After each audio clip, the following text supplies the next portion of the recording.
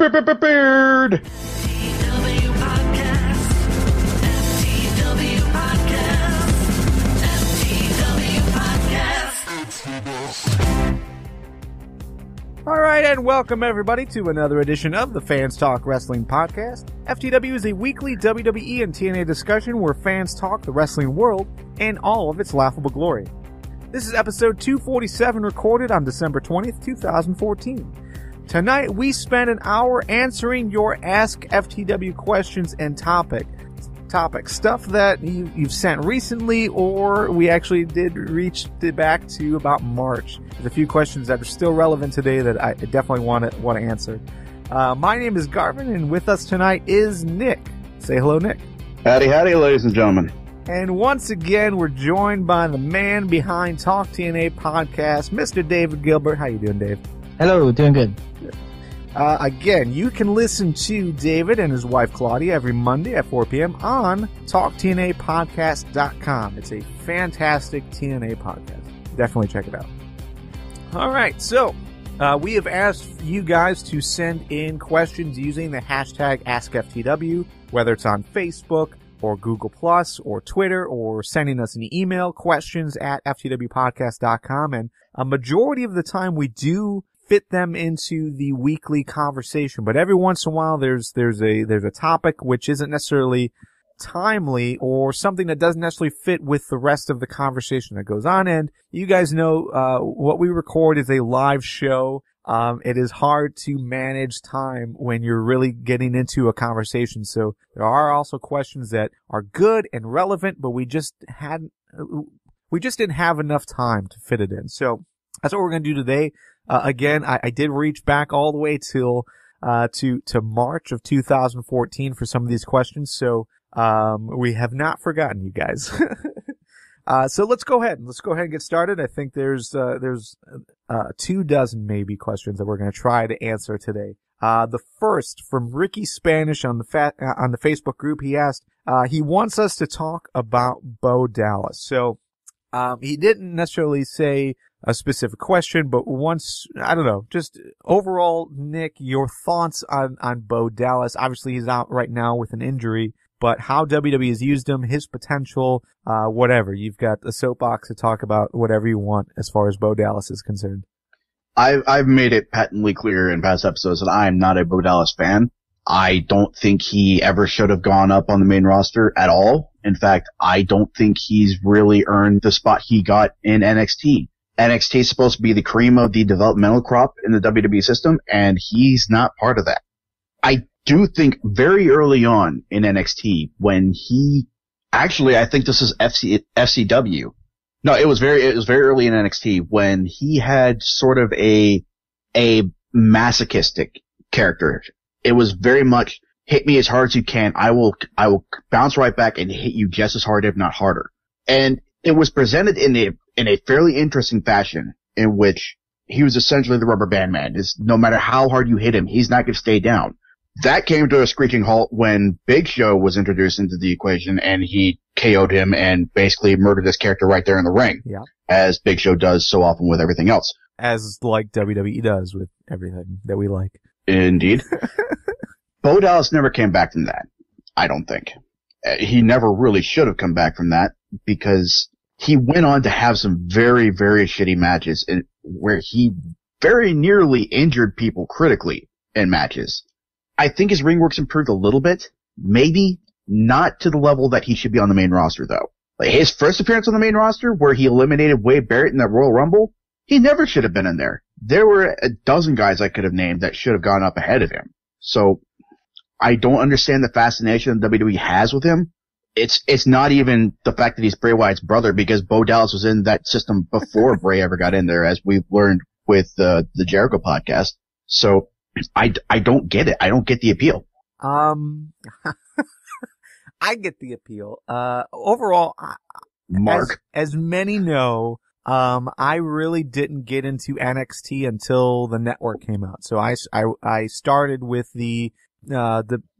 basically it was the first NXT takeover special event that had Bo Dallas there. So that was really my introduction to Bo, and like I can understand the character that he was playing was definitely like heel. Awesome heel in that everyone hated him. But I don't know, man. I like Bo Dallas. I like that kind of that humor, that very dry humor where like you're supposed to hate this guy and you don't get why he's still on screen. That type of thing. Like to me that appeals to me because he's doing a good job at it.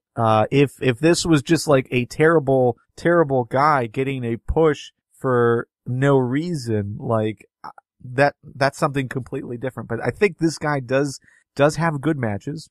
And that might just be the type of opponents that he faced. But, he had good matches, and he's also, I thought the character was very good, and the way that he interacted with the crowd, or at least, when the crowd was booing him, he did counter that, I think very well. And I don't know. So, I guess it's just a matter of taste. Bo Dallas, anyone who has watched NXT longer than I have, seemingly hates Bo Dallas, across the board, no matter who you are. For some reason, everyone hates Bo Dallas. But I know that there are people that just found out about Bo Dallas when he was brought onto the roster, onto the main Raw roster, and love the guy.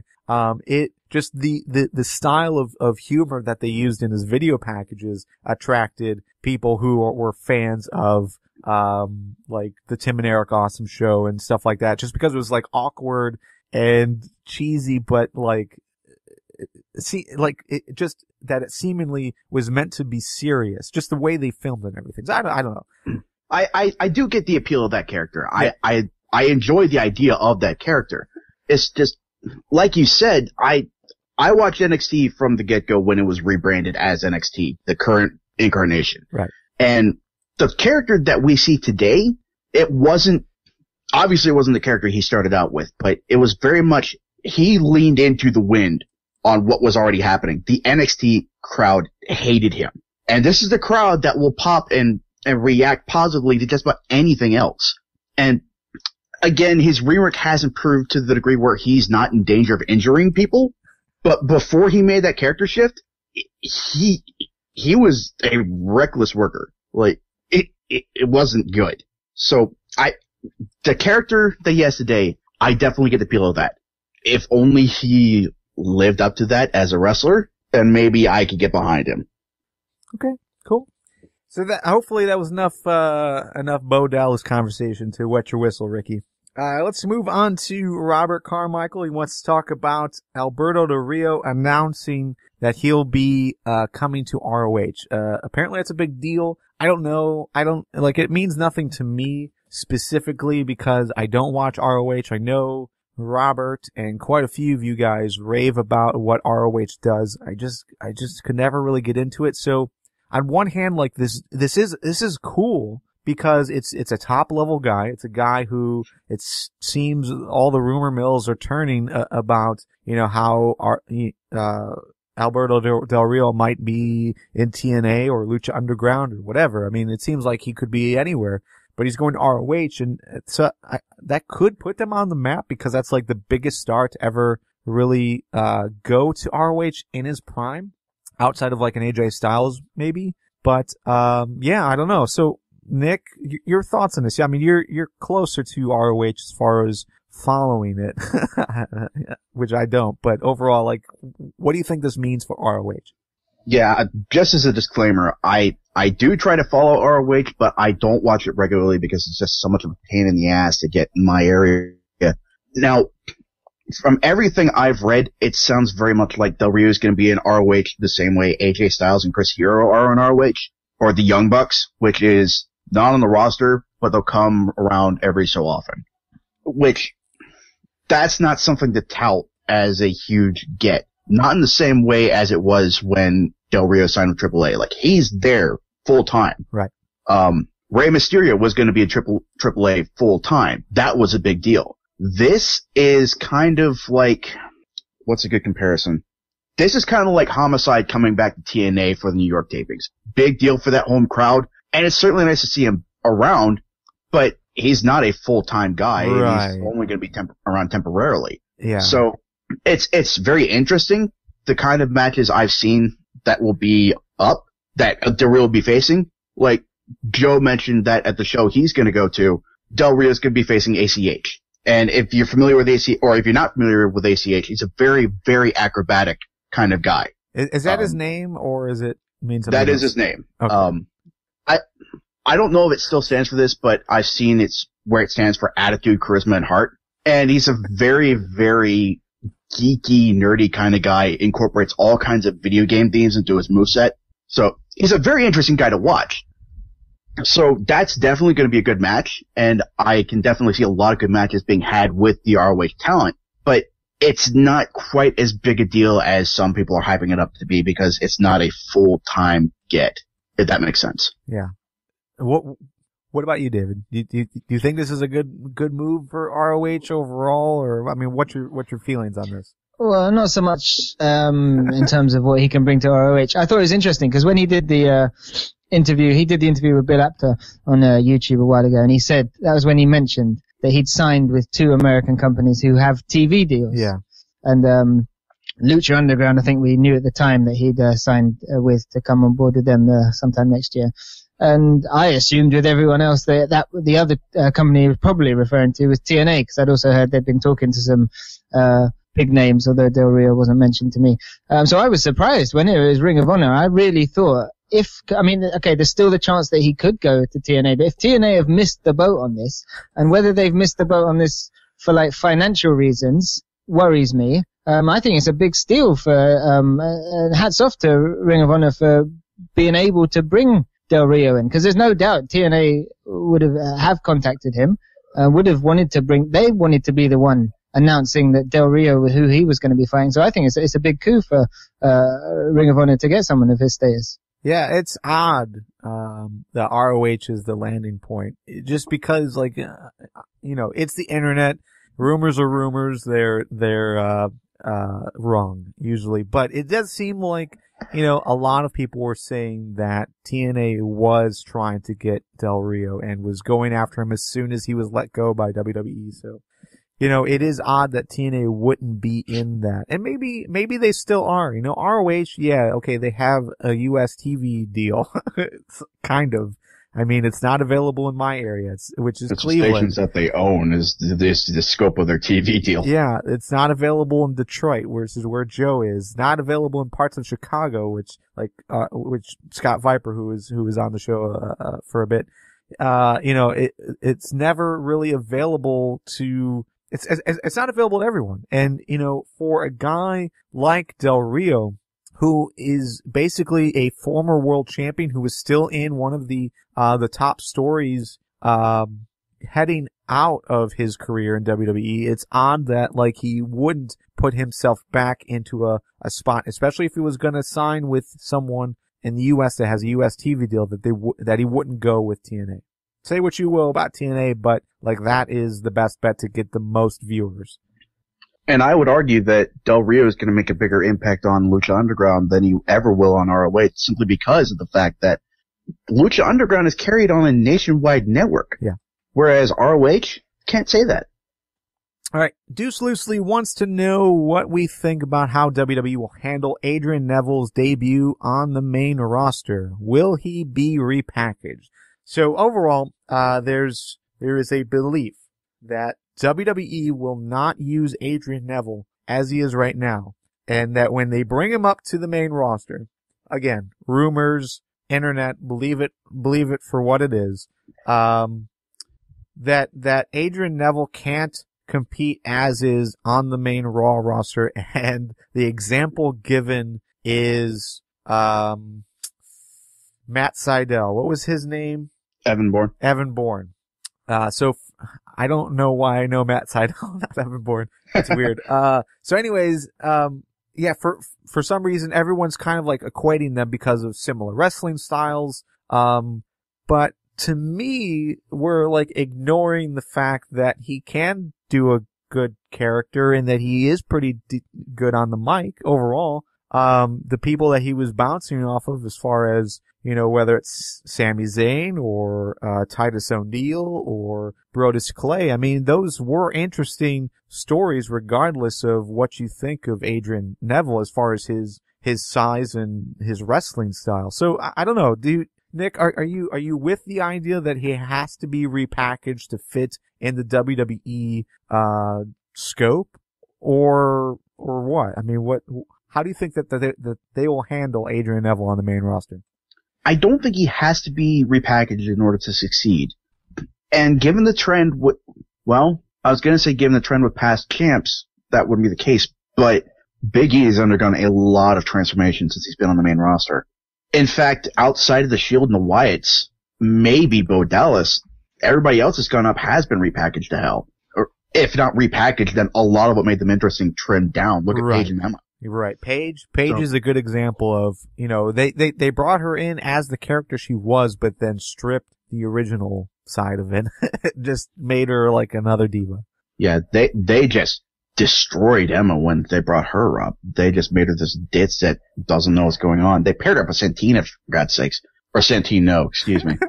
Santina would have been an interesting pairing. Yeah. But, Adrian Neville has the tools to at least become an upper mid-carder. He can fill the same role that Dolph Ziggler's filling right now. I don't necessarily know if he'll be given that chance to succeed, just given the fact that there are so many parallels to be drawn to guys like Evan Bourne, like Kofi Kingston, who have been held down. And there's also the old saw about he's a British wrestler, he's a foreigner, and they don't typically do all that well in WWE, Sheamus notwithstanding. So, I don't know. It'll definitely be interesting to see if he can overcome all that.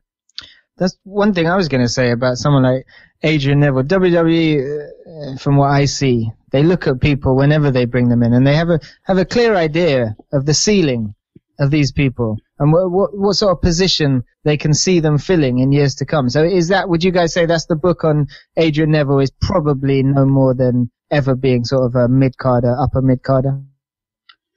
Yeah, I think that would be accurate. Adrian Neville, as great a wrestler as he is, and as good on the mic as he is, I don't necessarily see him in that same area as a John Cena, actually I see him as being better than Randy Orton, but that's just my preference. But he's no Bray Wyatt. He's not even a Sami Zayn, somebody that is just so charismatic and magnetizing that you can't help but like them. Adrian Neville he's not an acquired taste, but he's not quite as appealing as those guys. Yeah, if you like wrestling matches, Adrian Neville is your guy. He will give you a quality wrestling match every single time. But him on the mic, and maybe it is a foreign thing. No offense, David, but just the whole thing. It is kind of hard to get behind.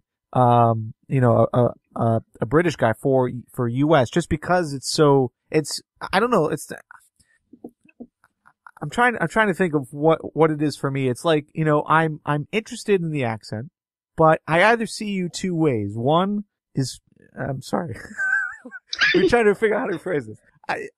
It's either funny, like you're either playing a funny character, and that's just the stereotype that we have here in the US, but you're either playing a funny character or a super serious douchey character. And that's all we get. So because of that, I can't see Neville doing anything outside of that. Even though he could. He probably could. I don't necessarily want to say that he can't rise above Intercontinental Championship or where Dolph Ziggler is right now, but I'm saying based on historical evidence of how WWE handles their wrestlers and how WWE failed to allow the NXT guys to really do well outside of who they have now. Outside of Bray Wyatt and the Shield. I don't know. I don't see any real opportunity to grow. And that might be a US market thing, or it might be, a WWE specific thing. But that seems to be all we ever get. We never, look at Bad News Barrett. He's a guy that should be owning this place. He's great in the ring. He's great on the mic, but he's either playing a really douchey guy or he's playing like a comedy thing with this Bad News Barrett thing that he's got now. Yeah, he falls into that old movie stereotype of British people are villains. Yeah. Like whether it's Bond, Star Wars, anything. Like that's the stereotype. And he fits it perfectly. David, I want you to respond to what I just said. Yeah, let's keep talking about British people in front of you. You know what? It's strange, right? Because Just to mention on his accent, he's from a region in the UK, the northeast of England, places like Newcastle, and British people will know what I'm talking about here. So even to me, he doesn't, because to say British accent, we have buttloads of accents over here. It's really, for such a small country, we have more accents probably than you guys over there in the States. Bizarre accents that even some of us find hard to understand. So he hasn't even got a generic sort of, I don't know if there is such a thing, but his voice is hard to understand. So I think that is a lot of the problem. I don't want to shame the guy, but he looks kind of weird to me, right? I mean, do people have some kind of weird nicknames for him, like something from The Hobbit or something?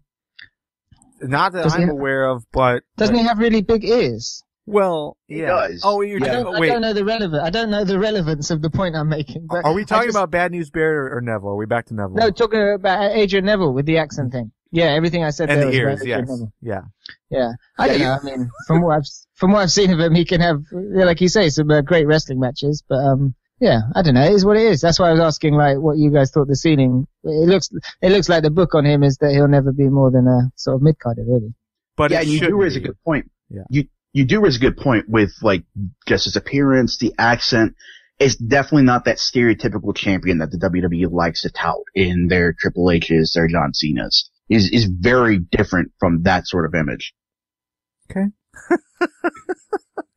All right, let's move on from that. I mean, I wish Adrian Neville would get the opportunity that he deserves, that he's earned by what he has done in NXT, but I just can't see it. Can't see WWE allowing him to do that. He'll probably be repackaged, and he'll probably hate it.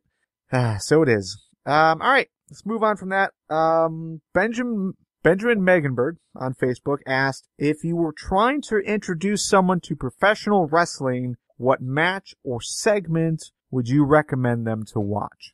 And this is something we get a lot. I feel like we get the same question every 3 months or so. It seemed like this is a question that everyone asks, like on Reddit and whatnot. And it's every once in a while you get some varying answers, but mostly the same. But go ahead, Nick. What would you say here? That's a really good question. I think I would recommend both the original NXT TakeOver and this latest one, Revolution. Specifically, Sami Zayn versus Cesaro. I think that is an absolute must-watch for anybody that wants to get into wrestling. That is wrestling personified. For Revolution, like Zayn versus Neville is another great one. Basically, I'd introduce him to Sami Zayn because he's a great overall wrestler. On the TNA side, let's see. Rude versus Storm is a really good rivalry to sink your teeth into.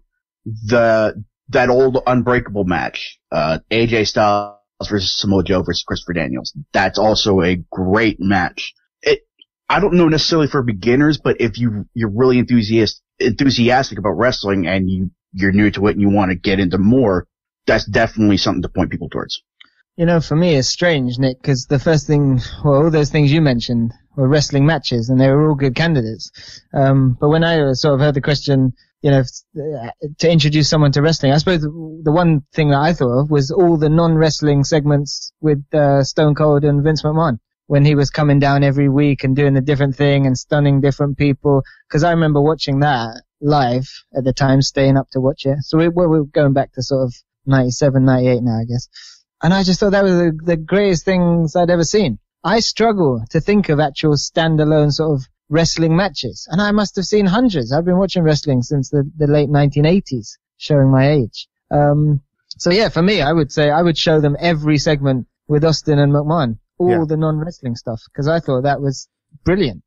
Yeah, and that's a good point. As far as showing segments versus matches, like matches, if you're not a wrestling fan, it's gonna be hard to like get someone into a wrestling match, but definitely like the stories that are being told, the segments, and definitely that era is a good era to choose from.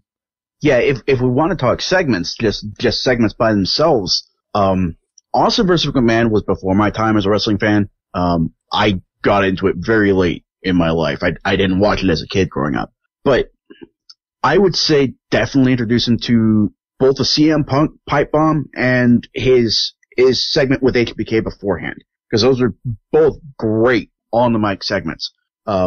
Another one I think would be the rivalry between Punk and Mysterio. Like, just the backstage segments, I went back and watched those and was just blown away. Like, CM Punk singing Happy Birthday to Mysterio's daughter. That was fucking creepy and it was awesome. One that is kind of out of left field as far as WWE and TNA goes, go to YouTube and look up ROH, the debut for the Age of the Fall. That's Jimmy Jacobs, Tyler Black, Luke Harper was there when he was Brody Lee, and I can't remember the fourth guy that was there. But, it was Joey Mercury. He was the fourth guy in there. Go back and watch that. They debuted just by beating the unholy shit out of the Briscoe brothers, and they hung Jay Briscoe upside down by his foot, and Jay Briscoe was bleeding like crazy from his forehead, and Jimmy Jacobs stands under him, blood dripping down on his head, on his shoulders, and he delivers this really powerful promo. It's just a really iconic image to present. So it might be a little heavy for people that are brand new to wrestling, but if you want a really powerful debut to watch that. Yeah, I might show my kids that one. Yeah, I mean, I'm hearing you guys, and we all do this. We all tend to, go back to what we enjoyed as wrestling fans. So it's different moments. Like I'm thinking, I really enjoyed, the whole HBK versus, Bret Hart feud and their matches that they had outside of the screw job. I also like the Stone Cold. So if there's one match, Stone Cold versus Bret Hart in the I Quit match, that was by far my favorite match ever. But without context, it means nothing. Without thinking about what led up to that and what that meant for the industry at the time and what that did for Austin coming out of it and how that basically evolved into the Attitude Era and everything, like that match meant nothing. Like if that's all you're pinpointing on. So for me, I'm going to go with the experience that I'm having right now. And, Steph, my wife, she is a very, very casual wrestling fan in that she is okay with the idea that I watch wrestling and will tolerate conversations with me about it every once in a while. But for her, what got her into wrestling is Lucha Underground, because it's not your wrestling program that we're all aware of, that we've all grown up watching. It's something that's easy to get into from the non-wrestling fan people, the audience. So I would say if right now you're debating what to show your friend or your girlfriend or whatever, as far as to introduce them to wrestling and get them into wrestling and understanding wrestling and enjoying wrestling, Lucha Underground is your introduction. And then you can show them like other things that have happened and why you enjoy that. That's really the good introduction into wrestling. Oh, one more segment is Jay Lethal versus Ric Flair. That whole promo. Again, comedy, great. It was fantastic. I'm with you, but without context, like why is that funny? You don't need context to see Jay Lethal and Ric Flair going absolutely nuts. Everybody around them is dying. It was probably funnier out of context. Yeah. Because you'd be like, what the fuck is that old guy doing? I mean, that was, you know how much I love that segment. I mean, that's money all day long. That's money. All right, move on. Let's move on from that. Ridge Coffee asks, with the quality of stuff we get on NXT, should WWE push it as a third brand instead of pushing it as a development show, but still keep it for the younger stars, of course? What do you think, Nick? Should WWE really push this as the third brand instead of always saying this is the stars of tomorrow? It's really tempting to say yes, especially in the wake of TakeOver Revolution. But I'm going to say no. NXT, keep in mind, it is the developmental system. It's a very cream of the crop there, but it's still the final step in developmental. Eventually, the WWE is going to run out of indie guys to sign and bring over guys that have already been built up and don't need all that training, all that time to spend developing a character. Like Sami Zayn, Adrian Neville, Kevin Owens, Finn Balor, Hideo Itami, these guys know who they are, know their style, And it doesn't take much to tweak that some to make it into a WWE character. Like, even guys that haven't come on TV yet, like Solomon Crowe or Sami Callihan from the Indies, those guys know who they are, know their style, and they have a pretty good idea of who they're going to be when they show up on TV. The WWE is going to run out of those guys before too long. Like, there are only so many of those caliber stars in the Indies to draw from. You still got guys like Mojo Rawley, like, what's his face? The other guy. Bull the Dempsey? one that's feuding with Baron. Yeah, Bull Dempsey. Like, Bull Dempsey's so forgettable. He's just so bland and generic. You still got those guys that still need NXT in order to have a chance at getting on the main roster, to have an idea of what it's like to be on TV, to work for a crowd, to work for a live audience. So, again, it's very tempting to say, yeah, NXT should be its own brand. We should have NXT versus Raw or SmackDown. But you gotta keep in mind, that's a developmental system. They need that show for developmental. So, no, the WWE shouldn't push it as its own brand. I agree with everything you say there, Nick. They should keep it separate. I think what you're witnessing is you're seeing WWE's future right before your eyes develop, and the people that will be the stars of the future. I think it's a great thing. And as someone who covers TNA for our website and the podcast, and I want TNA to succeed, I'm insanely jealous of what the WWE have going on with NXT. Yeah, the guys you mentioned, Hideo Itami and Kevin Steen and Fergal Devitt, all the people going under different names. I mean, great talents that the TNA would have probably killed for. You know what I mean? But WWE have got this thing with NXT that is really exciting. I mean, I dip in and out of it. The format of the show is great, 45 minutes. So people comparing it to Raw need to stop, because the main difference is that Raw is 2.5 hours and NXT is 45 minutes. That's why NXT succeeds as a show. They couldn't do it the way they do it for 2.5 hours. But it's a great show. And, yeah, I think it should be, kept separate. To do it, yeah, no, it doesn't need to be a third sort of competitor. But I think it's great. Yeah, I have a hard time answering this. I'm with you guys. It should be separate. In that, like, not competition. It shouldn't be competition to WWE.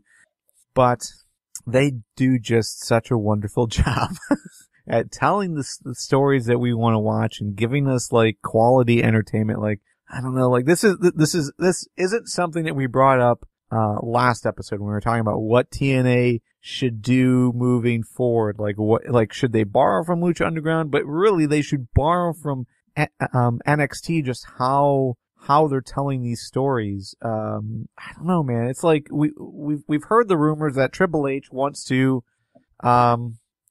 make NXT their next WCW. Like, he doesn't see the competition anywhere else. He wants to create his own competition. This could be it. This could be NXT's beginning. And maybe that's why it has such a universal love right now, because it is so different. And, you know, it's weird. Like, yes, these are development guys, but 9 times out of 10, they're having better matches. They're telling better stories. They're portraying themselves as top guys, despite not being that.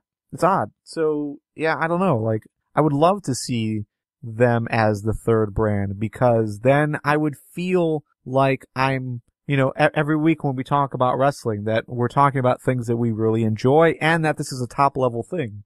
If NXT was bumped up as that third brand, you know, we would have that opportunity. And that's just commentary on how awful top level wrestling has been over the last year or so.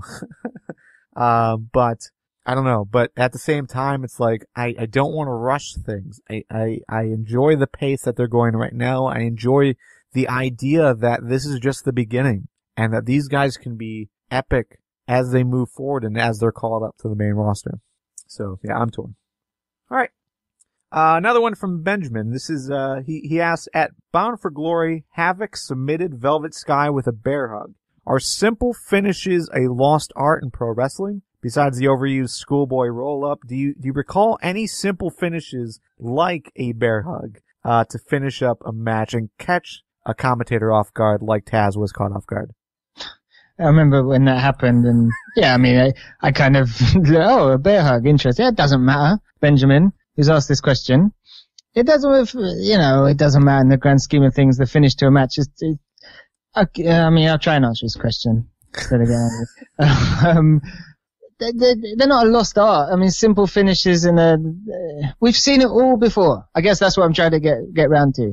We've seen it all before. And this is the one thing I have a big problem with, is when I talk about presentation of wrestling, not just outside the ring, the presentation of wrestling inside of the ring. It's been the same for many, many years. That everyone listening to this podcast knows the presentation of wrestling. Yeah. It just hasn't changed. They all do the same moves. They all do them in the same way. So no, I mean, I think this was just a one-off. Pretty believable, I suppose. Havoc's, big, strong girl, and she submitted Velvet Sky to a bear hug. It's just, is what it is. I can't think of anything. I'm trying to think, when was the last time you saw a match won with a headlock or things like that? I mean, I don't think you're going to see that. A bear hug's pretty legit submission. They could easily bring that back as a legit submission move. Yeah, I mean, depends on who it is, but yeah, a bear hug definitely can be a legit submission, but it's not. I mean, but at the same time, it's like a lot of these matches are so formulaic, where you've got the big finisher move, whether it's believable or not as a finisher, but it's still like that's the move that ends the match. Outside of a roll up, you rarely see anything like this, where a bear hug, like your tertiary level submissions, are the ones that end the match. It is odd to see. I wouldn't necessarily say it's a lost art, but it's definitely something that should be considered more often, depending on the level of match it is. Velvet Sky in a title match, doesn't belong there, but still, that was odd in that placement. I could see that for like your squash match during the weeklies, but on a pay-per-view level title match, I wouldn't say it's lost art. I think it was just oddly placed. Nick, what do you think? I think a different approach to this question would have been more appropriate, in that are finishers a lost art? And I would say yes, simply because of the fact that nobody gets hit with a finisher and loses the match right then. Everybody kicks out of the finisher the first time around. A lot of people kick out of the second time. A lot of people kick out the third time. Especially finishers big aren't matches, finishers anymore. Yeah. They're signature moves. Like, I can't really think of anybody who has a finisher that finishes the match, barring Baron Corbin down in NXT, with the End of Days. And I don't think that's the best finisher out there. Like, things like the Rude Bomb, the Attitude Adjustment, things like that, they should be relegated to signature moves because they don't look like finishing moves. Something like Ambrose's Dirty Deeds, which is essentially I forget the technical name for it, but it's basically a DDT, but you send them forward head first. That's a finisher. That should be something ending matches in one go. And the fact that nobody's finishers really put anybody away anymore, or are believable. I think that's the lost art. Yeah, a lot of finishers beggar belief. They expect us to believe that they could finish a match. Yeah. And a lot of the time, it's kind of ridiculous. Like Kofi Kingston, I don't think he has a finisher that I believe could legitimately take down an opponent. I'm thinking specifically Gail Kim's Eat Defeat. I don't see how that's a finisher. No, but it's the best name for a finisher. It is. It is. I can see how, like, just jacking somebody's jaw will knock a person out. The setup, maybe not, but depending on how quickly it's applied. But yeah, it's just, people go for what looks cool and not necessarily for what you think could actually take somebody out. Yeah. And top rope moves need to be no longer finishes. Like, while Adrian Neville, like that shooting star press thing that he does. Yeah. Beautiful. But, finisher? Like, that's knocking your opponent out? I don't get it. Like, a top rope double stomp, as much as, one member of our live chat really hates that move, High Blue, as it's still somebody jumping 10 feet up in the air and coming down both feet with all their weight. Yeah. Like, I could see how that would take somebody out. Especially if you do like low-key does it and you basically land on their head. But, yeah, it's just finishers, I think, have migrated away from what they used to be, what made them special. And it's kind of sad in a lot of cases because finishers should finish a match. That's why they're called finishers. So why people don't do that, I don't know. It's just what we live with now. Good answer. I like that answer. All right. Adam McLean on the Facebook group. This is his post, and it's 2 paragraphs, so bear with me. He says, stay with me here. So at my job, one of the types of items we sell are vertical window blinds. When I come in, there's always a pallet full of them, various shapes and sizes, wrapped up in plastic and ready to be shipped. I walk by a pallet like this every single day and get my things for to do his job throughout the day. And he says, and every day I have to fight the urge tooth and nail to not punk kick, curb stomp, or famouser any of the blinds sticking out from the pallet. Anyone else have any stories involving suppressing urges to do wrestling moves to inanimate objects in their everyday lives? Honestly, I can't say I've ever felt that temptation. And I worked in the receiving department at Sirius for a little while. If ever there was a target-rich environment for this kind of story, there would have been. But I don't know. I guess I'm just not wired that way. Yeah, inanimate objects, no, not specifically for me, but I do have this ongoing thing that I go to church very periodically. So like your big churches, your big masses like Christmas and Easter and stuff like that. That's what I'll do, but I rarely ever go. And one of the things that gets me, I just have a hard time like sitting there and like paying attention the whole time. But one ongoing theme that I always run into, like anytime like there's a really long sermon or anything like that, I start picturing myself like doing moonsaults and stuff off of like the railings, like off of the pews and stuff. Like I can see like matches happening in the church. I don't know why, but I always have that ongoing theme every single time I go to church. I was expecting this story to be fighting the urge to say what in between sentences from the pastor.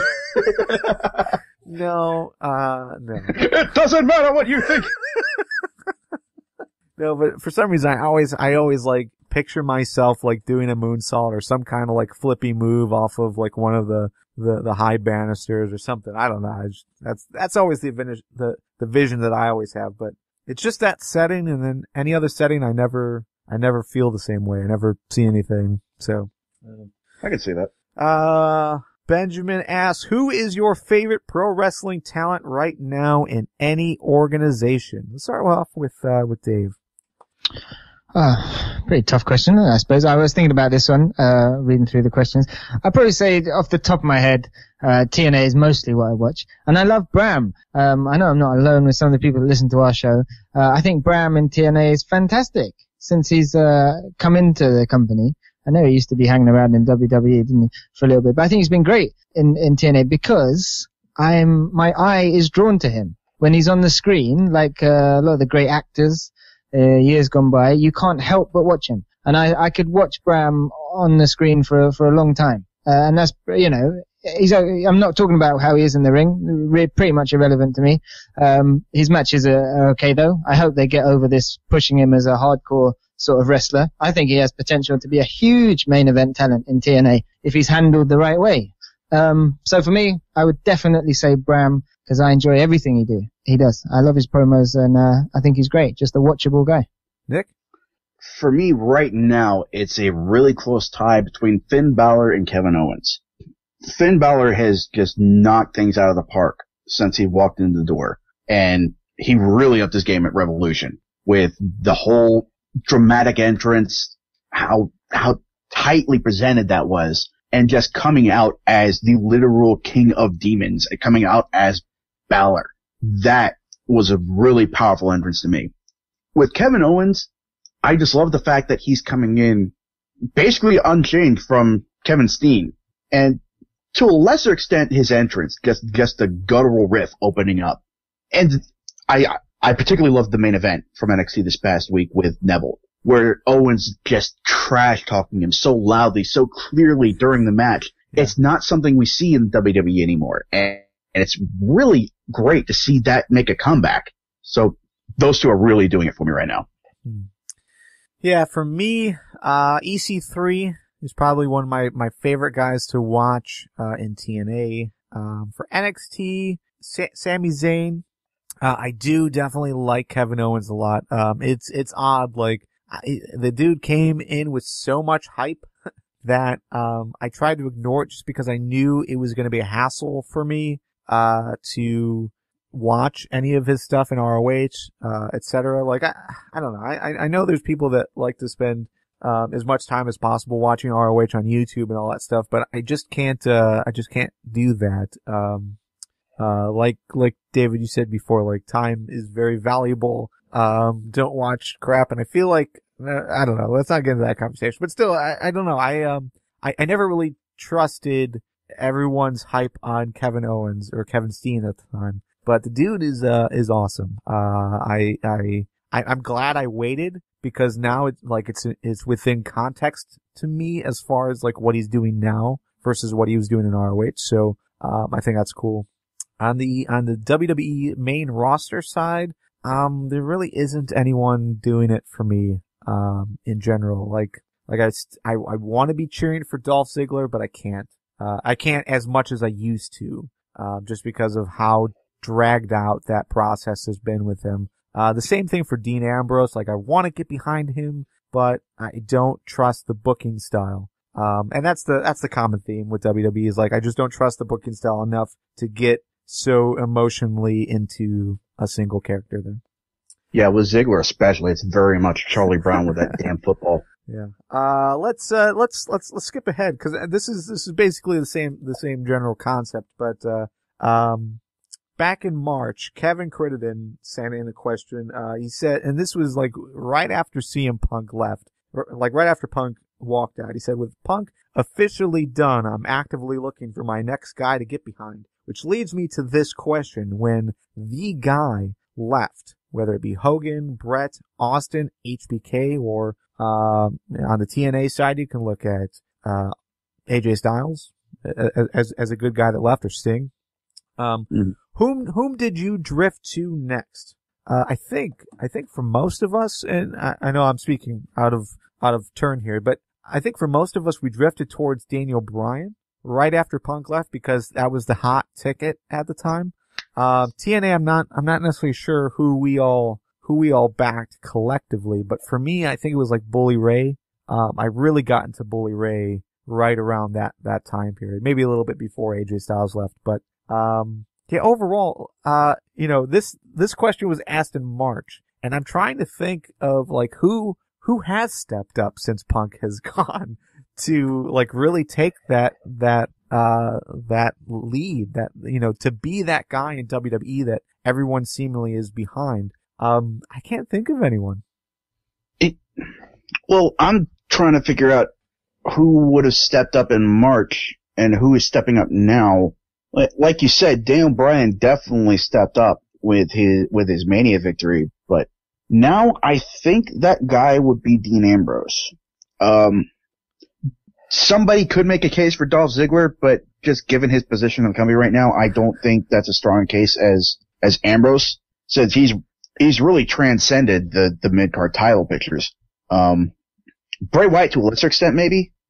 He's acting more as a foil for people rather than the kind of role that Punk and Bryan filled. But yeah, I think Ambrose would be the next guy in that vein.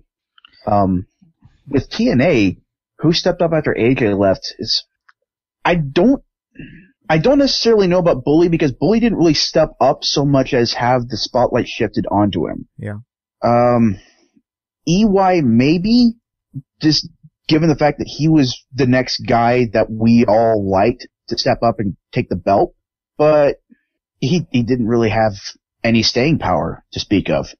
Rude, I think, might be the closest guy to it. Can I just say something about, yes, like, please. I suppose, stepping up? You speak of the guys in WWE stepping up here. I mean, almost as if they have a say in the matter. I think it's a case of who the WWE choose to put, who they want to step up.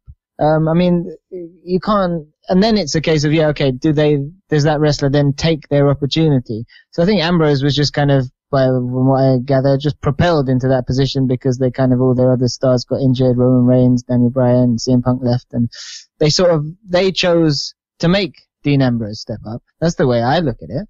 And with TNA don't create stars. I mean, the talk of AJ Styles leave, AJ Styles wasn't a star in TNA. I mean, okay, it's about how you judge star, but AJ Styles wasn't a superstar. That's the one problem TNA have. They don't create people.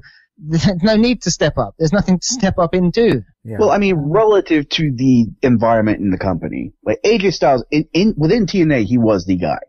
I'm not saying on the level of a CM Punk with that kind of name recognition, but just in that microcosm. Yeah, no, okay, fair point. But the point is, the reason I say he's not a star, I suppose, is because he has no impact on the company when he left. It makes no difference. Same as when Sting left. Whereas you could argue the case of when big stars leave WWE, perhaps it does make a difference, although I'm not so sure. That's the big difference with TNA. People can come and go, and their ratings never change. Everything else never changes. If anything, it goes down. Yeah. So, I don't know. I mean, when Hogan left, you didn't really have that big drop off. I'm saying it didn't all fall apart when Hogan left. You had the Attitude Era come after, and when the Attitude Era came to a close, you had John Cena. So you can make that same argument with WWE. Like, yeah, people missed Hogan when he left, but other people stepped up and drew those people in. Yeah. Like, I don't think anybody really okay, let me rephrase that. A lot of people regret that CM Punk is gone, but a lot of those same people are still watching the product and they're invested in other characters. Well, I think that's a different.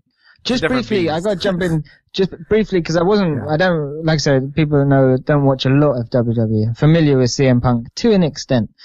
Just briefly, tell me what the appeal, I always ask this, what was the appeal with CM Punk? 'Cause I'm going to not knock him. I've never really seen much of his work. What was it that everyone sort of loved CM Punk, like, as a WWE superstar? Well, and I think that's the issue I have with this question, because this question, suggests that CM Punk was the guy. And I never got that feeling from WWE. John Cena's been the guy. John Cena will always be the guy until he leaves. So I think it's, this is blurring the lines of, and this is what CM Punk did well, is that he blurred the lines between what's happening in real life and what's happening on TV. So all CM Punk did, I mean, CM Punk produced quality wrestling match after quality wrestling match, and he was great on the mic as far as, regardless of who he went up against, he always seemed to gain something out of it as far as viewers looking at him. But to say he was the guy suggests that WWE felt that way, and I don't think they did. We felt that way. What did he do? He tried to spur the next Attitude Era by, going outside of the regular box that we have. So, with Austin, look at how Austin did that. He went off the cuff, he went off of notes, and he said some things that, at that time you didn't say, and that piqued people's interest. That was new and edgy. That's what the Attitude Era started as, is something new and edgy that we weren't used to seeing. And CM Punk with the pipe bomb, and I don't even know if the pipe bomb did this, but just the fact that he was speaking to a group of the WWE audience that was tired of the same old shtick, and we're tired of Cena and Orton being the top guys, and this guy was speaking things that we were saying, but he said it on TV. I think that's it. I mean, again, Nick, you correct me if you feel differently, but outside of him putting on great wrestling matches, I think we have built CM Punk to be bigger and better than he ever really was. You're right. This question really does blend the idea of the guy in the company and our guy in the company. Because Kevin goes on to list guys like Hogan, Bret, Austin, HBK. Those guys meant very different things to the company at very different times. Like Bret Hart is not Hulk Hogan. HBK is not Steve Austin. Now, with Punk, he has very much the same appeal as Austin did. He's the anti-hero. He's the guy bucking the current trend. There's a big difference between Austin and Punk in that when Austin came on the scene and started making strides, he made wrestling cool. When CM Punk came on the scene and started making strides, like with the pipe bomb, he didn't make wrestling cool so much as he made wrestling relevant. Because after the pipe bomb, you started seeing wrestling in places you never saw before, on ESPN, on TMZ. It made wrestling an acceptable topic for outlets that had never touched it before, because it had the stink of wrestling nerd in his mom's basement, and he hasn't washed in 3 weeks, and he's covered in Cheeto dust. CM Punk was a big part of the reason why that's not so much the popular stereotype anymore. Like, it's okay to be identified as a wrestling fan now, to a degree. Okay. I don't really have anything to add to that. I mean, I was going to say, just to say one thing when you bring up Austin there, you make a good point. I think at the time, WWE, they saw what Austin was going to do, blah, blah, blah, and they needed that. Yeah. WWE, they didn't need Punk to do any of that crap. They haven't got any competition. They don't need him to go off cuff and chop fucking pipe bomb promos and all that stuff. I think, judging by all accounts, they saw him as very much something of a nuisance, really. And I don't think he did himself any favors. That's the impression I get. Yeah. Yeah, if he wasn't so popular with a very vocal portion of their audience, I don't think he'd have stuck it out as long as he did. I think the WWE treated him as a consolation prize for us. Like, okay, we don't like Cena and we don't like Orton, but we got one guy that's kind of relevant to the top picture.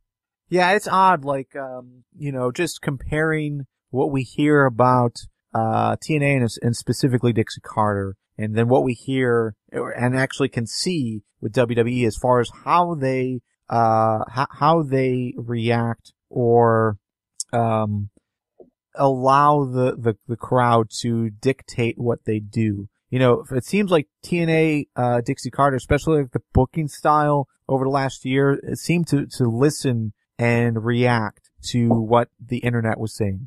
Versus WWE, they don't necessarily go that route. They seem to, pick and choose what they will say, okay, let's give it a shot. So, Daniel Bryan is a good example of that. While the crowd was behind Daniel Bryan, so much, it was obvious that they were really reluctant to give him that opportunity. And again, that might be blurring the lines of what's kayfabe and what's not, and what's real and what's not. But, CM Punk is a good example of that. Zack Ryder was a good example of that, where Zack Ryder, made his name on the internet and we were all behind him and they gave him that shot and, he failed. Well, but they're right. In my opinion, they're right to do that. Yeah. Because they're saying we're not going to be dictated to by fans, which of course is the correct way to be. I've said with WWE it's completely different. They're a publicly traded company on the stock market. The only people they answer to are their shareholders. So they're only looking at things from a business point of view. They're not interested in what we think or what the majority of their fans really think. If they think something will make money, they'll do it. Yeah. And it's, if you listen to CM Punk, he will say he outsold John Cena and he sold more pay-per-view tickets or pay-per-views or t-shirts or whatever. Who knows for real? Like, we don't know if that information will ever be really made public, who sold what. But yeah, overall, I don't know.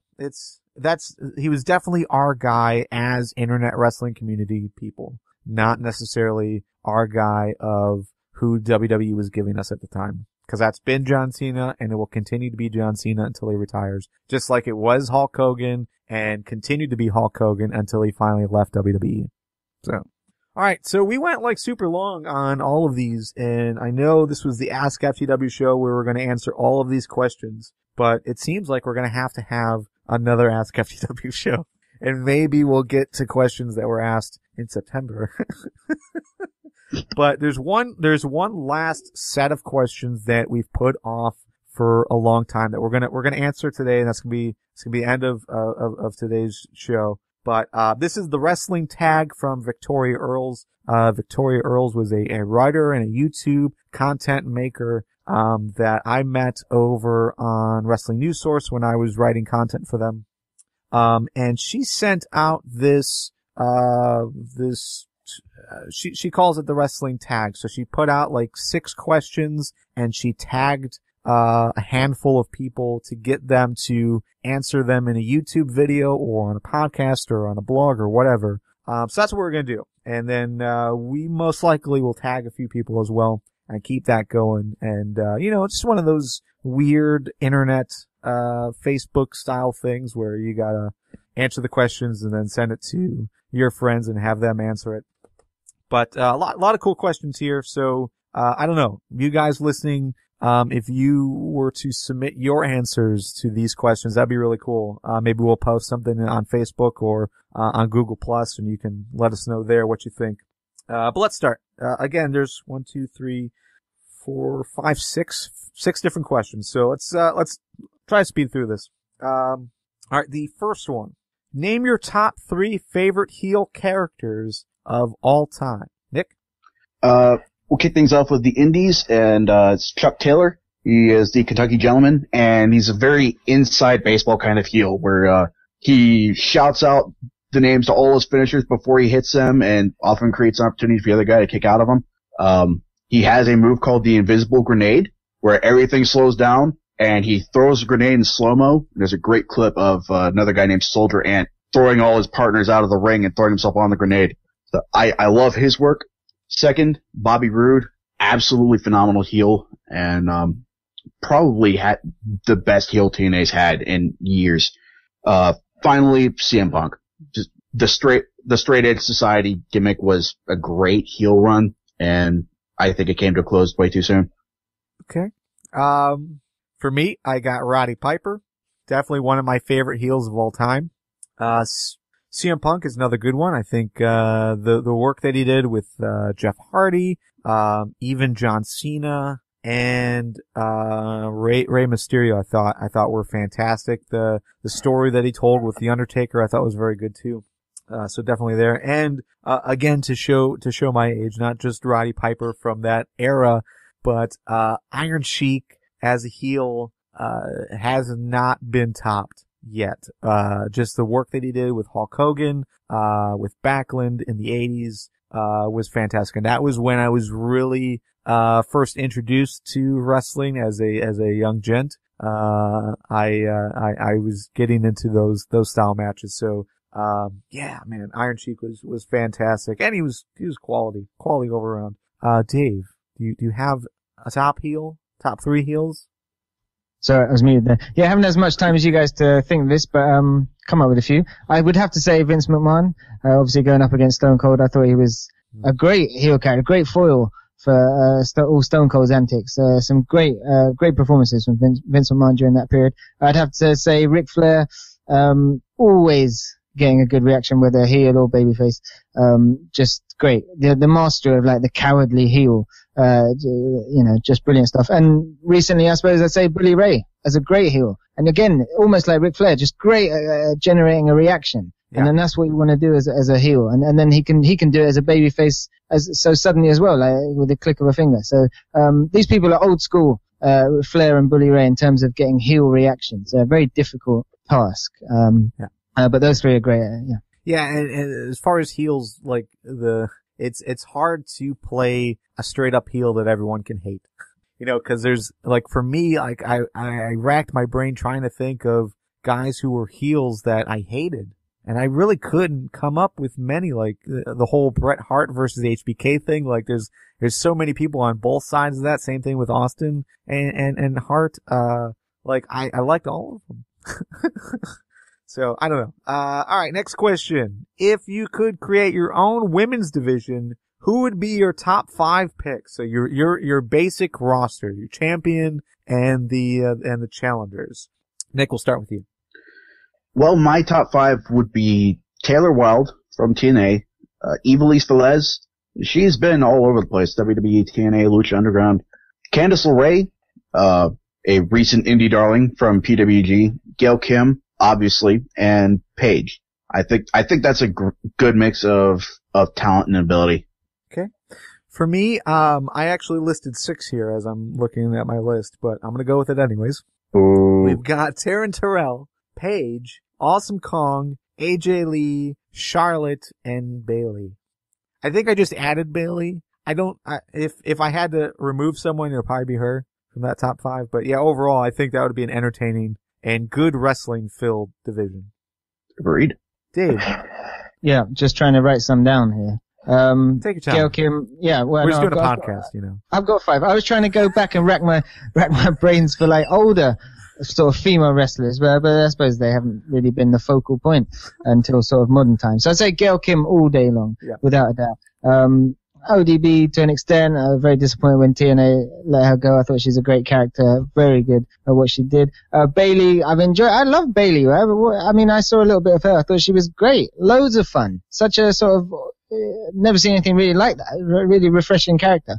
Charlotte Flair, great wrestler. And also, last but not least, the best female wrestler I've ever seen in my lifetime, Awesome Kong. Travesty that TNA screwed up and let her walk away. I mean, they showed them recently, those matches with Gail Kim and Awesome Kong. I mean, forget Gail Kim and Taryn Terrell, because nothing will touch those matches between Gail Kim and Awesome Kong, because the difference was, when you watched those matches, you weren't paying attention to the fact that they were female. They were just great wrestling matches. So Awesome Kong, without a doubt, the best. Okay. The only issue I have with Gail Kim, and the reason why I left her off my list, I mean, I agree with you guys, Gail Kim, best, ever, definitely a list. But, the issue with having Gail Kim in a division is I only want her as champion and I don't care who else is there. That's my problem with Gail Kim. Alright, you have to name, and this was hard for me, you have to name, create, and give it a theme, a pay-per-view.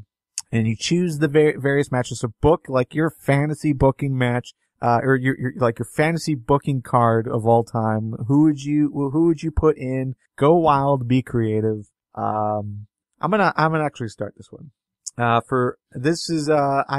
calling this WWE versus TNA FTW in your house, of course. That's my pay-per-view name. And, Dave, I think you mentioned this before, but like you have a terrible memory as far as like past stars and stuff like that. I have the same thing, and I'd rather pick a pay-per-view that I would really want to see like happen right now. So Kickoff, Manic versus Kalisto versus Tyson Kidd versus Zema Ion and Adrian Neville. Damn it, I did it. I can't believe I did that.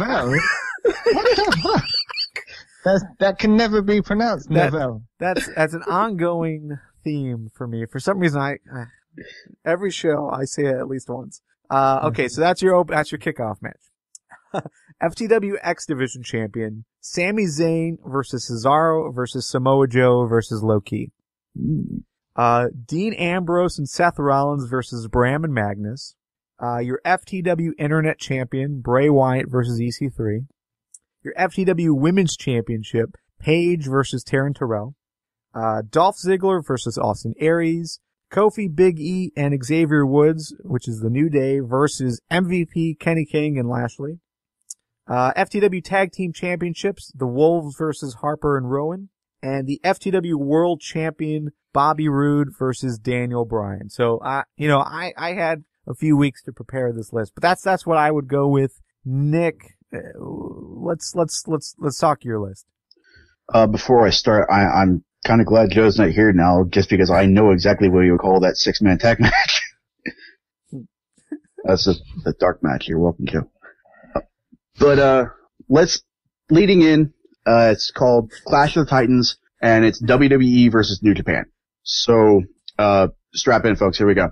Let's lead off with Dean Ambrose versus Shinsuke Nakamura. It's two very similar gimmicks. Nakamura is kind of this eccentric rock star. So I think he and Ambrose's just unstable gimmick would play very well together. Next on the card, we've got the Time Splitters, which is Kushida and Alex Shelley versus the Lucha Dragons. It's, again, two very similar styles, very high octane, high flying sort of offense. So a lot of fun there. Next on the list is Tetsuya Naito. He's an up-and-comer in New Japan against Kofi Kingston. And I think that mix of ability versus experience would present a compelling narrative. Then you got the veteran match, Mark Henry versus Minoru Suzuki. Suzuki is a big-time guy in MMA over in Japan. So MMA versus amateur wrestler, I guess, be a very interesting conflict of styles. Then we've got a 4-way tag team match. Doc Gallows and Machine Gun Carl Anderson versus Golden Stardust versus the Young Bucks versus Harper and Rowan. And then we start getting into the upper card of the match. John Cena versus AJ Styles. Obviously two top guys going head to head. Skipped over one. Okada versus Dolph Ziggler. Again, two really rising stars. Okada more than Ziggler, I think. And then finally, to cap things off, Hiroshi Tanahashi, the top guy in New Japan, versus Daniel Bryan. All No right. title matches on the show, by the way. Yeah, I noticed that. I do like Daniel Bryan is in your main event, just like he's in my main event, so that says something there. Yeah. Okay, cool. That was a good, I guess that would be a good pay-per-view. I don't know any of these guys, to be honest. I was expecting this to be a live show so that I could rely on Lou's support. Lou and Robert. Robert would probably back you up on most of these. Yes. God damn it, not Miss Lou. Where are the gimmick matches? These Yeah. just straight up wrestling matches. Come on, I'm not watching this. Yeah, that's weird. I'm looking at my card too, and I don't have a cage match or a ladders match or a tables match or... The stairs match. Suzuki versus Henry could easily be a cage match since it's MMA versus amateur wrestler. That is weird. Let's call Ambrose versus Nakamura a street fight since that's going to get insane to begin with. All right, we'll do that. All right, let's continue on. The next question is make your own announce team. Nick? Okay, my team would be Tom Phillips on play-by-play. He used to do NXT, but now he's doing SmackDown. And on color, we would have William Regal and Renee Young. Those two played together very well, and they wouldn't bury Tom, aside from the occasional Snyder mark from Regal, calling him Flower and such. I like that you already have their interactions planned out. Nice. Well, I got precedent to go on.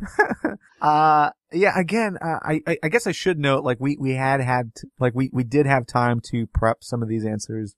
This has been in the show doc for, I want to say 2 months. And At least. every once in a while we do drift down to put in our choices. But my choice actually was Josh Matthews on play-by-play. So how fitting is it that TNA is going to have Josh Matthews on play-by-play? I think that's fantastic. Mm-hmm. And then I'm seconding you with William Regal there on color commentary, but instead of Renee Young, she's great, whatevs. But, CM Punk on color commentary I think would be fantastic. When he was injured and that's what he did for WWE for that little span of time, I thought that was fantastic. I would like to see more of that, especially him going up against William Regal, not just talking like what they're seeing in the ring, but like the inside jokes and everything, the inside like stories that both of those guys could tell, I think would be fantastic. And nobody can touch him. No. Dave, do you have any, like, who would be your favorite commentary team? Well, I've gone old school. Tried to rack my brains really. And, looking at this, I don't think these three that I've mentioned would work particularly well together at all. But, it'd be interesting to see, Gorilla Monsoon, with Tony Schiavone and Jim Ross. Cause those are three of I grew up listening to Gorilla Monsoon's commentary. That's where I remember the phrase, I heard intestinal fortitude from Gorilla Monsoon and he had loads of great. I mean, he was a legend. I thought Tony Schiavone is one of the all-time greats. And Jim Ross, of course, has like voiced some of I remember watching live the match with Mankind and Undertaker, where Mick Foley nearly killed himself, and listening to Ross, commentate that. I still remember that. And that's going back nearly 20 years. So. I like this list. I mean, like the names that you listed here are fantastic. The only issue I have with it is these are three play-by-play guys. Yeah. So who's your play-by-play guy there? No, I'm just not going to have one. They can just all talk and I'll listen to it because it'll be great. They'll all just do play-by-play and talk over each other. It'll be amazing. Yeah. Then we'll bring in Taz. I know he's useless as well. No. What's the thing with Josh Matthews? Because I'm not familiar with him. Obviously, coming into TNA, I should, try and get the handle on this. And people are telling me he's really good. What's he good at? He's a play-by-play guy, right? Is he knowledgeable, funny? Like, what's his strengths? He's not he's a decent play-by-play guy. I think the reason for all the talk about him is just his firing came so out of left field. And he never really had that much of an opportunity to shine because whenever he'd be doing play-by-play, he'd always have JBL and Cole just overshadowing him, either shitting on him directly or overshadowing him with the bickering they do between themselves. So I think he's very comparable to Todd Kennelly. I think he's at least that good. Yeah, Josh Matthews is my play-by-play guy. I like what he does as far as a play-by-play guy. I think where he really shined was not being the main focal point. So when he was doing the pre-shows on the WWE Network, where he was asking the questions and, basically lobbing up the softballs for whoever was on the panel, whether that's Paul Heyman or Booker T or whatever. That's where he really does well. So for him to call the action, pitch it to Taz, I think that's a good combination to have. Because, you don't necessarily want your play-by-play guy to be the main focal point. He's gonna call the moves, but he's not the guy to tell you why that's important. That's why you have Taz, or in my fantasy booking, William Regal and CM Punk.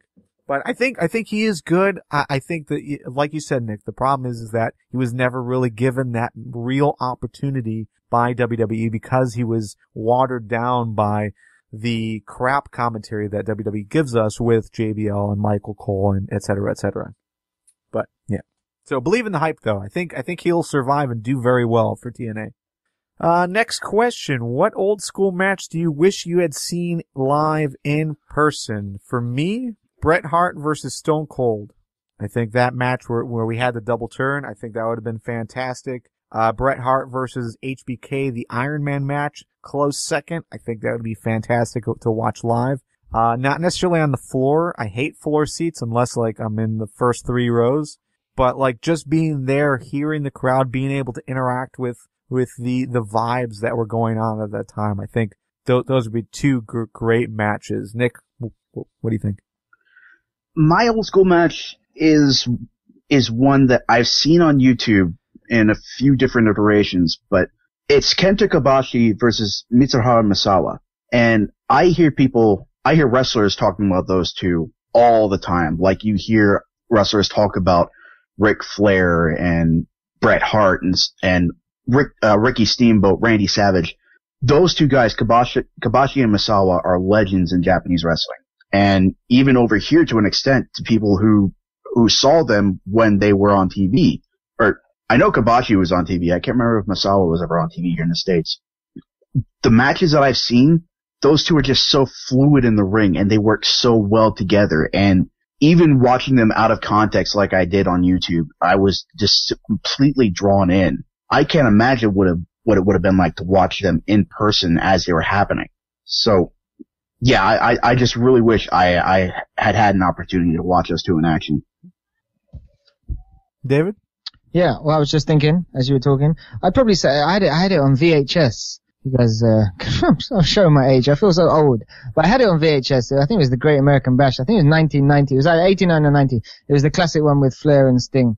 Where kind of, I guess, Flair kind of handed the torch to Sting or kind of put Sting over and stuff. I just remember watching that over and over again. I think I wore the tape out. Oh. So, probably that match. And then a match that I was at, I know it's not answering the question, but I'm glad I was at an old school match. I was at, SummerSlam 1992. Jeez, I was 12 years old at Wembley Stadium. I guess that was that like the last time the WWE had done a live pay-per-view?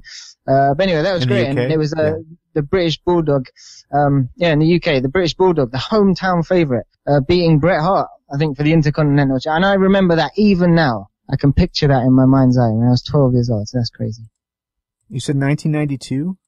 Yeah, I was there, Wembley Stadium. It was like 90,000 people. There was I remember it all. Legion of Doom's entrance on the motorbikes, Ultimate Warrior. They had a huge entrance ramp, because Wembley Stadium's huge, and they had one of those old school where they just ran down the field. It was amazing. I mean, there's some dud matches on there as well, but I mean you had the Macho Man and Ultimate Warrior, and it was amazing. Won't forget it. Real quick, you said you were 12?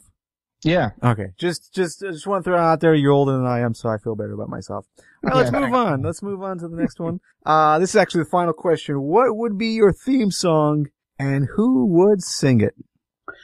My answer is drawn from the FTWWE deal that we had going on in the Facebook group for a while. That was Darren that ran that yes. fed, I think.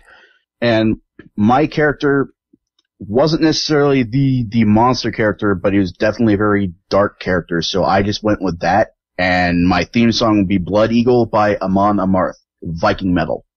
Very heavy, very hardcore.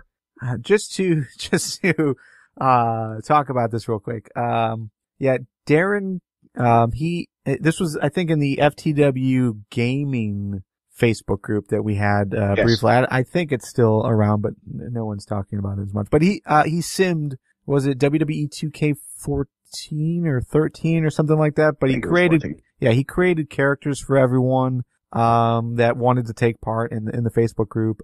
Made like their own like federation kind of thing. Sim the matches. Cool stuff. I did not partake, but just because I did not want to quench that thirst. I've been Wait, yeah, you did. You were tag team champion. Oh, did I? You were the tag team champions. That's right. Kyle Christie and I were tag team. Okay, so I did get into it briefly, but I did not really pay attention near the end. For me, and what we're going to try to do is we're going to try to post a maybe like a small Spotify playlist. I'm going to get Joe and Joe at least to try to answer this as well, and we'll post like a small Spotify playlist so that you guys can hear what these songs sound like, because like that song to me means nothing because I've never heard it. For me, I'm sure my song is not going to mean anything for any of you guys until you hear it. But for me, it's the Mama song by The Joy Formidable. If you are a Shotgun Saturday Afternoon listener, when I did that show, I played that a few times. It's a really cool song. Dave, do you have a theme song if you were a wrestler? I did. I was thinking one up. It might not sum me up as a wrestler, but it sums me up as a human being. And I think it would have to be Cult of the Personality. Smiths. No, it'd have to be the Smiths with Heaven Knows I'm Miserable Now. So I think that's what I would want to play as I came down to the ring. There you go. All right, the Smiths. Okay, so This playlist is going to be eclectic as fuck. I'm gonna look up the More song. What the fuck is that? I hope I'll enjoy it. it's really cool. I dig it. But just the I don't know. You guys will hear it. You'll feel what I'm feeling. Final thoughts before we head out for the night. No, just that, here you are, guys. If, we actually do care about what you guys send us in. If we don't get to a question the week that you send it in, we will answer it eventually. It might just take half a year. Yeah.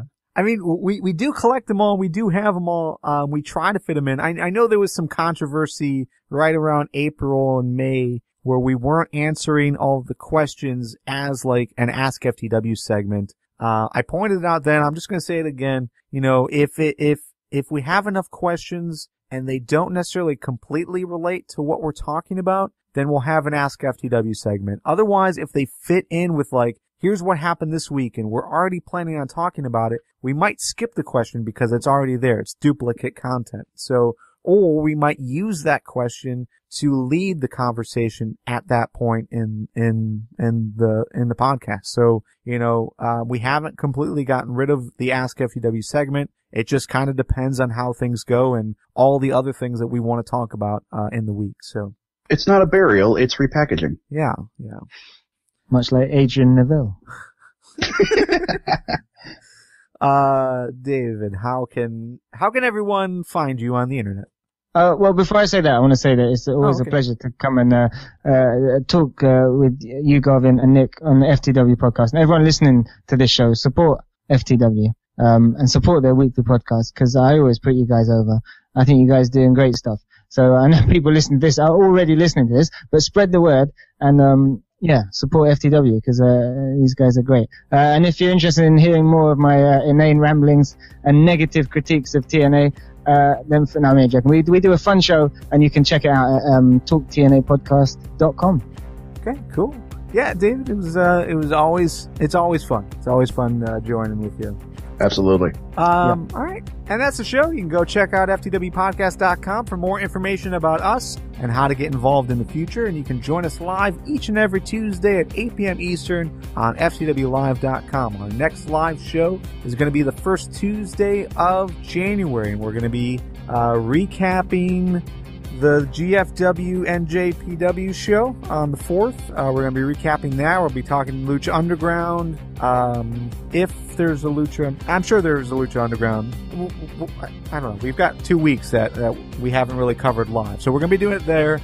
More TNA stuff will come, I'm sure, and we'll be previewing the first TNA Impact on Destination America, which would be pretty fun. So yeah, join us the first Tuesday of January. I think it's the 5th.